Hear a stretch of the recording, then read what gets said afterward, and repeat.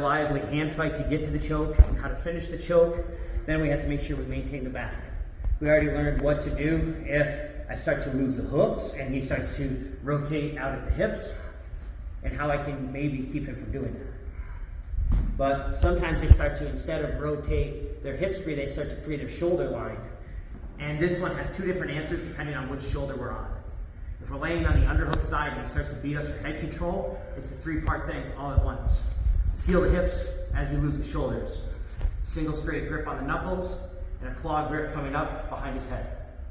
Once I do, I can simply reverse shrimp as I twist him back to the other side and make a long hook on the bottom. If my partner is able to start to free up his shoulders, but I'm on the choking side, just free your shoulders down. He starts to free up his shoulders when I'm on the choking side. Most importantly, once again, is that we immediately, as we lose the shoulders, seal the hips. Once I've sealed the hips, this bottom hand now becomes a claw grip behind his neck, and I keep my head tight to hips. This one's much harder to twist him to the other side. So we build up onto an elbow, keep your head tight, you come all the way up to an S mount, keeping my chest behind his back. I can fill that gap behind him with my knee. It makes it easy to lift him up, bring him to the other side, and reestablish back control and hopefully strict angle. So the last option then is back on this side. Sorry. It's okay.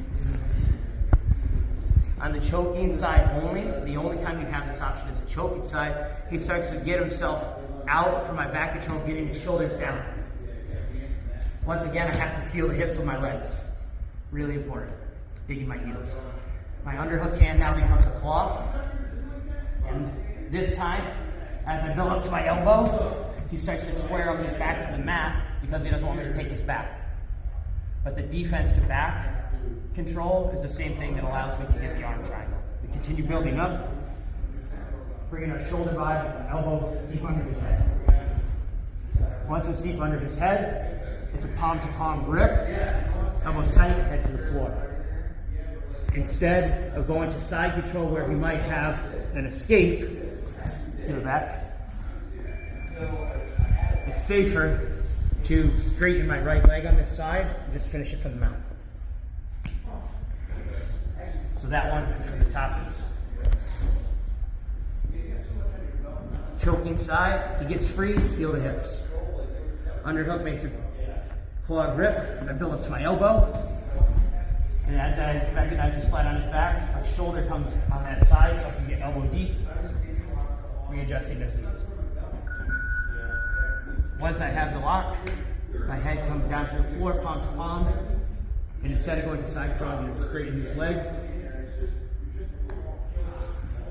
Put him out in arm triangle. Thank you.